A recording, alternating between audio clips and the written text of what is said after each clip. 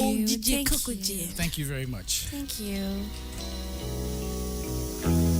Omar Pène est né en 1956 dans la Médina, un quartier de Dakar. Il vit à Pikine ensuite, une banlieue importante de Dakar. Enfant, sa famille est divisée par la polygamie qui engendre parfois une inéquité parmi les enfants. Battu par sa marâtre, il s'enfuit à 13 ans de chez lui pour vivre dans la rue. Il est aimé de tous car il participe activement au projet dans son quartier.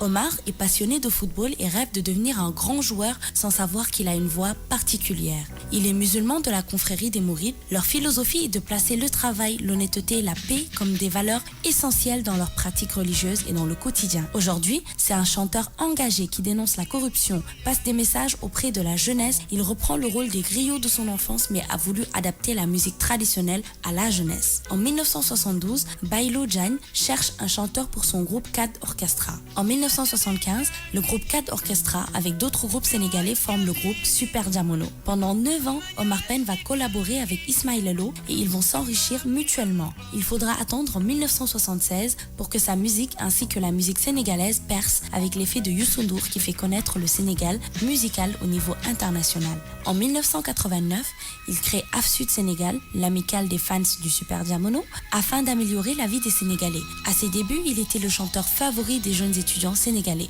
À présent, il touche toutes les générations dans le monde de la musique africaine. Omar Pène est sacré meilleur musicien africain aux États-Unis en 1998 par CFI TV.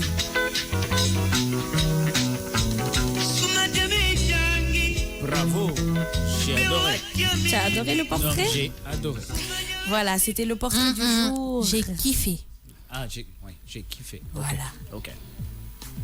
Je suis in. Ok. J'ai kiffé. Ok. Bientôt, c'est pas parce que tu m'as annoncé que tu penses que là, tu peux me faire la misère. Je suis pas d'accord. Oui. Sinon, je tourne mon micro. C'est ainsi, c'est ces menaces-là que j'ai mis en avant. Je tourne l'affaire. Non, vous tournez. Voilà. Parle-nous d'Omar Pène. Voilà, je vous parle d'Omar Pène. Donc, comme vous avez pu l'entendre dans le magnéto, Omar Pène est quelqu'un aujourd'hui qui, à travers sa musique, a fait connaître le Sénégal. Donc, ils ont dit que c'est à partir de 1976 que sa musique a fait un boom, on va dire, hein, grâce à Youssou N'Dour, qui a propulsé la musique sénégalaise au niveau international. Alors, c'est quelqu'un qui est né dans une famille polygame. Donc, il est parti de chez lui. Donc, c'est quelqu'un qui a connu, on va dire, la galère de la rue. Et il est parti de tout bas et est arrivé vraiment en haut. Parce que t'es Omar Pène, c'est quelqu'un qui, comme ni nga ko waxee ci magnéto bi, tey étudiants yi yeggoon nañ stade boo xamante ne ñoom ñëpp Omar Pène. Te boo seetloo ba tey sax c'est encore des fans de Omar Pène. Parce que à travers sa chanson étudiant. Étudiant la bëgg xoolal Chérif di bàyyeeku fee. étudiant la bëgg. Ouais, le chocolat, Morgan.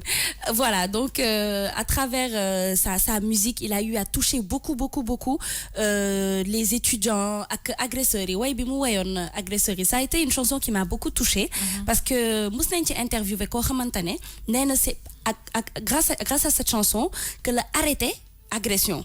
Donc pour dire que Omar Pène c'est un chanteur engagé, c'est quelqu'un qui ne vient pas juste nous livrer de la musique pour ñuy fecc di tëb te boo leen seetloo sax nag musique am c'est pas une musique voilà sabarou et tout ça là, il a un style très particulier.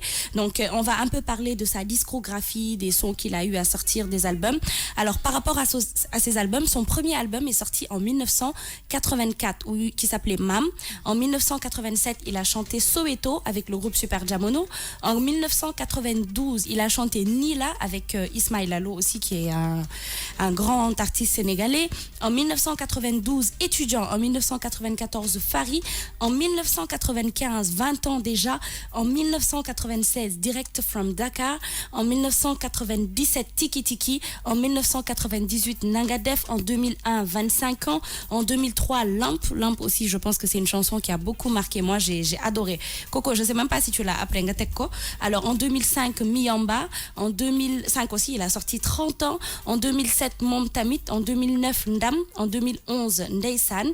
Alors, il a eu des singles en 1972 comme Bitaban, en 1987 comme People. Alors, il a fait des concerts contre l'exil. Il a fait un concert en 2004 pour fêter les 30 ans d'existence du groupe Super Jamono. Ok. Donc, 30 ans d'existence, je pense que ça mérite d'être applaudi. Ah ouais. Hein. Ah Ça, ouais. C'est vraiment, c'est pas donné à n'importe qui. Et il a eu aussi des trophées. Il a eu en 1998 le Cora d'or à Johannesburg en Afrique du Sud. Il a été élu par CFI TV meilleur musicien africain aux États-Unis. Ah, machallah. Donc c'est quelqu'un qui a quand même une très très très belle biographie et très très riche. Te Omar Pène moom bëri na ay fans parce que boo gisee nit yi quand même nit ñi quand il a fait son concert des 30 ans, je pense que c'était à la place de l'Obélisque. C'était vraiment rempli, c'était blindé, c'était noir de monde. Donc pour wane ne nit yi malgré mu toog lu yàgg génnewul musique, à chaque fois qu'il sort pour faire un concert, c'est comme si c'était son premier concert.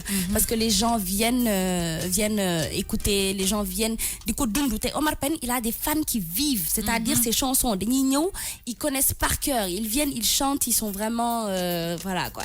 Et à un moment, ils ont eu comme Sénégalais, Ninkotame, par exemple, comme yo bintu ni ngay def di rey nit yi, di len dekkali, des fois nga rey kenn, des fois nga indiwaat keneen, tu vois. Donc il y a eu un scandale qui s'est passé par rapport à lui et c'est quelque chose qui l'a beaucoup affecté et c'était pas sympa du tout de la part des Sénégalais et de nous là, les gens